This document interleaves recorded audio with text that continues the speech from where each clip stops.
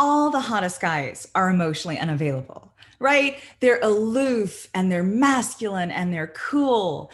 But when an emotionally unavailable guy turns his gaze on you, it's like a spotlight. He was ignoring you, and now those intense eyes are pinning you down. And you feel this unbearable need to say something so that his eyes will stay right there, locked on yours, rather than drifting away and leaving you out in the cold.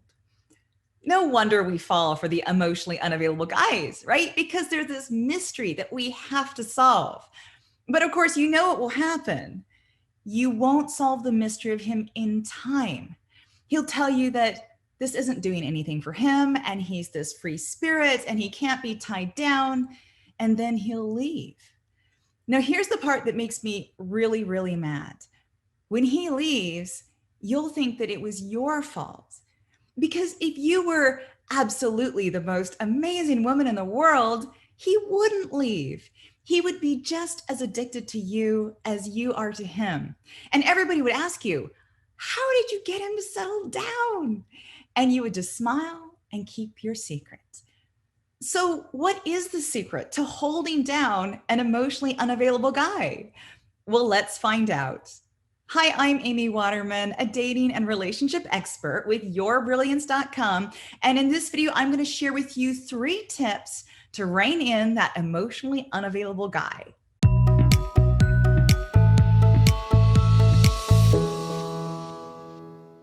Now, before I get into these tips, I have to say this. Emotionally unavailable guys make the worst partners. I would not want to spend a lifetime with somebody who's not emotionally available.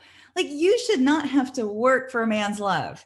You should not have to play games just to get him to make you a priority. It's exhausting, it's childish, and the fun wears off really fast.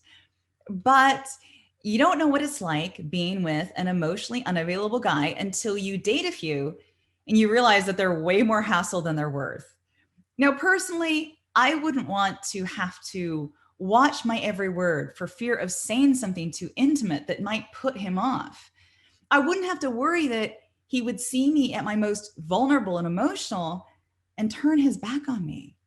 It's like I see those alpha males across the room sometimes, and I just shake my head because some poor woman is going to think that that guy's a catch, and she's going to do everything in her power to make him like her, only to end up hustling for scraps of love. There's that saying that we attract the love that we think we're worth. But maybe he can change, right? And maybe you will be the woman who tames his wild heart. That's what all the songs in the romance novels promise, right? So if you really want this guy, these 3 tips can help. Tip number 1 is intermittent reinforcement. So this is a tactic that he already uses on you, and it works. It's what makes gambling so addictive. It's super powerful stuff. At its most basic, intermittent reinforcement means that sometimes you reward him and sometimes you don't. And he can't predict how you're going to respond. So sometimes he calls and you're excited to hear from him. And other times he calls and you're busy and you can't talk. Sometimes you make a huge effort when he takes you out. You dress up and you make all of his fantasies come true. And other times you can't be bothered to do much of anything because you've got other things on your mind. Now, a lot of dating tactics use this principle of intermittent reinforcement. It's behind playing hard to get, blowing hot and cold, and being unpredictable. Now, for me, the lesson of intermittent reinforcement is that you don't have to be on for him all the time. You don't have to always be available.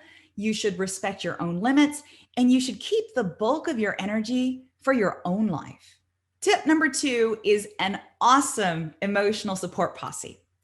So you need emotional support. There is no question about it. You cannot go through life without being able to rely on the people you love. But this guy is not really someone you can go to for emotional support.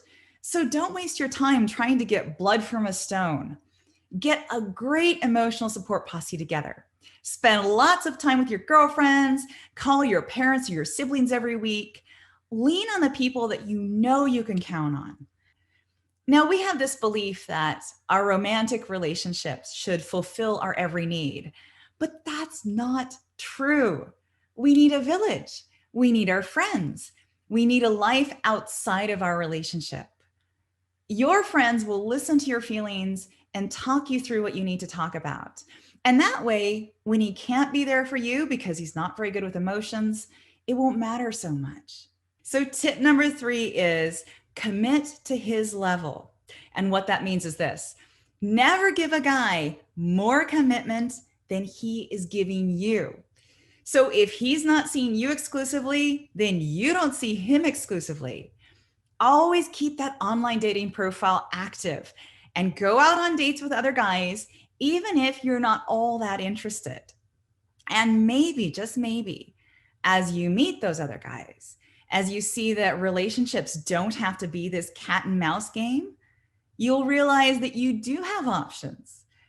It feels really, really nice to be with kind, good, emotionally generous guys who accept you exactly as you are. True love is stable and constant and warm and happy. It doesn't jerk you around or leave you out in the cold. And I hope that someday you do find it. Now, have you ever dated an emotionally unavailable guy? If so, tell me about it in the comments. And if you like this video, please give it a thumbs up and share it with somebody who might need it. See you next time.